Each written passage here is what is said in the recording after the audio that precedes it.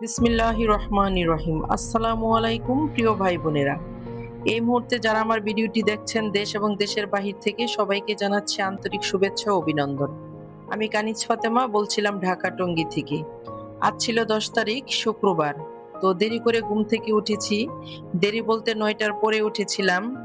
তো এর ভিতরে আরো ২ বার উঠা হয়ে গিয়েছে। প্রথমত একবার তাইবার আব্বু ময়মনসিংহ গিয়েছে বেড়াতে। তাইবার আব্বুকে বিদায় দিয়ে তারপরে একটু শুয়েছিলাম। ভেবেছিলাম যে আরেকটু পরে উঠবো। আরেকজন এসে কলিং বেল টিপতেছে, বলতেছে ভাবি পানি নেই, পানি ছাড়েন। তো এতবার ডাকাডাকি করলে কি আর ঘুমানো যায়? তারপর উঠে পড়েছি, আর ঘুমাইনি। তো ঘুম থেকে উঠে হাত মুখ দিয়ে ফ্রেশ হয়ে নিলাম। আজকে আর সকালে নাস্তা আমি বানাবো না। তো ফ্রিজে একটু গোস্ত ছিল, এটুক বের করে ভিজিয়ে নিয়েছি। তারপর আমি নিচে নেমে গেলাম। যদি কাউকে পাই তাহলে হোটেল থেকে কয়েকটা রুটি আর বাজিয়ে নিয়ে আমরা নাস্তা করব। তো অনেকক্ষণ দাঁড়ানোর পরে একটা ছেলেকে পেলাম। আর নিচে যেয়ে দেখি যে আদাওয়ালা আদা নিয়ে আসছে। তো এখান থেকে আমি ১ কেজি আদা নিলাম। আদার কেজি চেয়েছিল ৳১৬০ করে। আমি ৳১৪০ দিয়ে এখানে ১ কেজি আদাই নিচ্ছি। আমি আদা নিয়ে ঘরে চলে এসেছি আর ছেলেটাকে পাঠিয়েছি নাস্তা আনতে। ছেলেটা আমাদের বাসায় থাকে, আমাদের পরিচিতই। তাই এবার আব্বু বাসায় থাকলে তো আমার আর নাস্তা আনানোর জন্য দাঁড়িয়ে থাকতে হতো না। কিছুক্ষণ পর ছেলেটা নাস্তা নিয়ে আসলো। নাস্তার মধ্যে ছিল গরম, গরম পরোটা আর ডাল ভাজি। আর ওরা যদি ডিম খেতে চায় তাহলে আমি ডিম ভেজে দিব। আর রুটিগুলো আমি ছেলেটাকে বলেছিলাম যে ভালোভাবে ছেঁকে আনতে। এখন হোটেলওয়ালা মামারা মানে গ্যাসের দাম বাড়াতে রুটি ভালোভাবে ছেঁকে না। এপিঠ ওপিঠ উল্টে রুটি দিয়ে দেয়। তো আমি বলার পরে দেখি ছেলেটা না ভালোভাবে রুটিগুলো সেঁকে নিয়ে আসছে। আর রুটিগুলো যদি কম সেঁকা থাকতো তাহলে আমি আবার কিন্তু বাসায় রুটিগুলো আরো লাল, লাল করে ভেজে নিতাম। আর এই যে ২ টা ভাজি এনেছে এখন আমি ঢেলে নিতেছি। ভিডিওর এ পর্যায়ে সকল ভাই বোনদের একটা রিকোয়েস্ট করছি, প্লিজ ভিডিওটিতে একটি লাইক দিয়ে ভিডিওটি কন্টিনিউ করবেন। আপনার একটি মূল্যবান লাইক আমার কাছে খুবই গুরুত্বপূর্ণ। আপনি যদি আমার চ্যানেলে নতুন হয়ে থাকেন তাহলে প্লিজ চ্যানেলটিকে সাবস্ক্রাইব করে রাখবেন। আমার এই সাধারণ জীবনযাপন লাইফস্টাইল ব্লগ দেখতে চাইলে পরবর্তীতে আবার দেখে নিতে পারেন। তো নাস্তা খাওয়ার পরে আমি বারান্দায় এসে দাঁড়িয়েছি। মাঝে মধ্যেই আমি রাস্তার মধ্যে যা হয় আপনাদের সাথে টুকটাক শেয়ার করি, যেহেতু আমাদের বাসাটা একদম রোড সাইডে পড়েছে। রুমে থেকে অথবা বারান্দায় থেকে বাইরে কি হচ্ছে না হচ্ছে সবই দেখা যায়। এই যে পৌরসভা থেকে একটা লোক আসছে মশার ওষুধ দিতে। এই লোকটা মানে কিছুদিন পর পরই আসে। আর লোকটার পেছনে, পেছনে দেখেন কত বাচ্চা-কাচ্চা ছোটাছুটি করতেছে। মনে হচ্ছে যেন হেমিলিয়নের বাঁশিওয়ালা। বাঁশিওয়ালার পেছনে যেমন বাচ্চারা ছোটাছুটি করছিল এরকম লোকটা মানে কাজ করতেছে। লোকটার পিছনে, পিছনে বাচ্চা-কাচ্চাগুলা ছোটাছুটি করতেছে। তো মশা মারতে কামান এ কথাটা এটার সাথে যায়। এই যে দেখেন বন্দুকের মতো একটা মেশিন নিয়ে আসছে মশার ওষুধ স্প্রে করতে। জানি না এটাতে কতটুকু মশা মারা যায়। কারণ আমরা তো কয়েল জ্বালাই সন্ধ্যার সময়, তারপর আবার রাতের বেলা মশারি টানাই। তবে এই ওষুধটা যদি ঘন, ঘন দেওয়া যেত মানে প্রতি মাসে ১ বার করে তাহলে হয়তো আরো ঝোপঝাড়ের অলিগলি চিপাচাপায় মশা কিছু মারা যেত। আ আর পৌরসভা থেকে লোকটাকে পাঠায় অনেকদিন পর, পর। এত ঘন, ঘন পাঠায় না। তো দেখে মনে হচ্ছে যে কোথাও আগুন লেগেছে, আল্লাহ মাফ করুক। এরকম ধোঁয়া, ধোঁয়ার মধ্যে চারদিক মানে দোয়াচ্ছন্ন হয়ে গিয়েছে।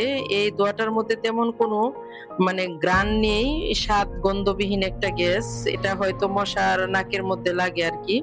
কিন্তু আমরা যে দাঁড়িয়েছিলাম আমাদের নাকের মধ্যে তেমন কোনো কিছু লাগছে না বা লোকটাও কোনো মাস্ক পরে আসেনি। বারান্দায় দাঁড়িয়ে আমি এই দৃশ্যগুলো দেখছিলাম আর একটু ভিডিও করে নিলাম, আপনাদের সাথে শেয়ার করলাম। এই যে এখানে ভাত হয়ে গিয়েছে আর পাশের চুলায় আমি গোস্ত বসিয়ে দিয়েছি।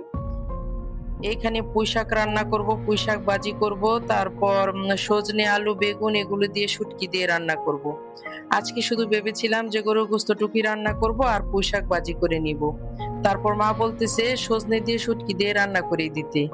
আর আজকে তো বাসায় কেউ নেই। তাই এবার আব্বুও বাসায় নেই। তারপর ছেলে দুপুরবেলায় বিয়ের এক দাওয়াত খেতে যাবে। আমরা ৩ মা-মেয়েরা আছি। আর এই যে গরু গোস্ততে দেওয়ার জন্য আমি আলু ভেজে নিতেছি। আলুটা আমি গরু গোস্ততে ভেজে দেওয়ারই চেষ্টা করি সময় থাকলে। আর গরু গোস্তর মধ্যে আলু ভেজে দিলে খেতে না খুব ভালো লাগে। মুরগির গোস্ততে অবশ্য আলু ভেজে দেই না। এমনি ২-৪ টা আলু দিয়ে দেই। আর গরু গোস্ততে একটু আলুর পরিমাণটাও বেশি হয়। আর ভেজে দিলেও খেতে ভালো লাগে। এই গরু গোস্তটুকু ছিল অল্প একটু গোস্তই ছিল। এইটুক ছিল রোজার ঈদের গোস্ত। রোজার ঈদের মধ্যে যে গোস্তটা এনেছিল আমি তো ঈদের দিনেই বেশিরভাগ রান্না করে ফেলেছিলাম। আর অল্প, অল্প ২ পোটলা রেখেছিলাম। আর এটা ছিল শেষ পোটলা। এটুক আজকে রান্না করে নিতেছি। রান্নার ফাঁকে ফাঁকে আমি মেয়েদেরকে পড়াও দেখিয়ে দিয়ে আসছি। আজকে শুক্রবার বন্ধ ছিল, কিন্তু আগামীকাল শনিবার বন্ধ নেই। এমনি সময় স্কুল যখন খোলা থাকে বন্ধ থাকে, শুক্র শনি ২ দিনই বন্ধ দেয়। আর বেসরকারি স্কুলগুলাতে পরীক্ষার সময় শনিবার দিনও খোলা রেখে পরীক্ষা নেই। ভাতটা রান্না করার পর আমি সাথে সাথে তরকারিটা বসিয়ে দিয়েছিলাম, কারণ তরকারি কষানো হলে ওরা আবার ভাত খেতে পারবে, যেহেতু সকালবেলা রুটি খেয়েছে। আর আমার বড় মেয়ে একদমই রুটি খেতে পারে না। ছোট মেয়ে একটা রুটি অর্ধেক খাবে আর অর্ধেকই থেকে যাবে, আর বড় মেয়ে ২-১ কামড় খেয়ে আর খাবে না। এমনিতে প্রতিদিন সকালবেলা আমাকে ভাতই রান্না করতে হয়। স্কুলে গেলে বড় মেয়ে একটু ২-৩ লোকমা যাই খাবে ভাতই খেয়ে যাবে, ও রুটি একদম খেতে পারে না।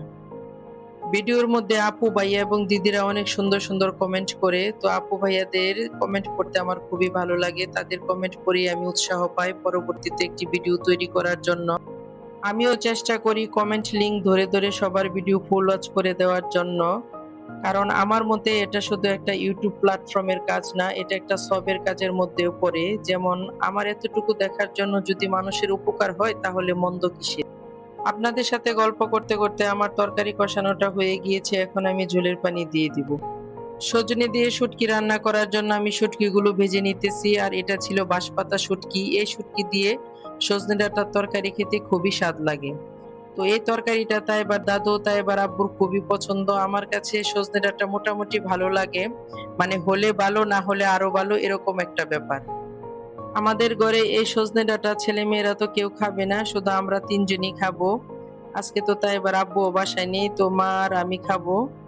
আর এই তরকারিটা মানে এই সবজিটা দেখি অনেক আপুরা সুন্দর করে মাছ দিয়ে রান্না করে, আর আমাদের ঘরে না মাছ দিয়ে রান্না করলে কেউ খাবে না। এরকম শুটকি দিয়ে শুকনা শুকনা করে রান্না করে দেই, আর না হলে ডাল দিয়ে রান্না করি। আর ডাল দিয়ে রান্না করলে তো একটু ডালের মতো ভিজা ভিজা থাকবেই। আর এই যে এদিক দিয়ে গরু গোস্তের তরকারিটা হয়ে গিয়েছে, এখনই চুলা বন্ধ করে দিব। আর আমার ২ টা তরকারি হয়ে গিয়েছে। সর্বশেষ আমি পুঁইশাকটা ভাজি করে নিতেছি। আর পুঁইশাক ভাজিটা আমার কাছে খুবই ভালো লাগে। শাকের মধ্যে অন্যতম শাক হচ্ছে আমার পছন্দের পুঁইশাক। পুঁইশাক আমি মাছ দিয়ে রান্না করি অথবা সাদা ভাজি করি, যা দিয়েই রান্না করি না কেন, পুঁইশাকটা খেতে খুবই ভালো লাগে। একদম কচু শাকের মতো সফট হয়ে যায়। রান্নার পরে আমি চুলা রান্নাঘর পরিষ্কার করে পানি ফোটাতে বসিয়ে দিয়েছি। প্রতিদিন আমাকে ২ কলসি করে পানি ফোটাতে হয়। আর এই যে রান্না বান্না শেষ, আমি সবকিছু বাটিতে বেড়ে নিয়েছি।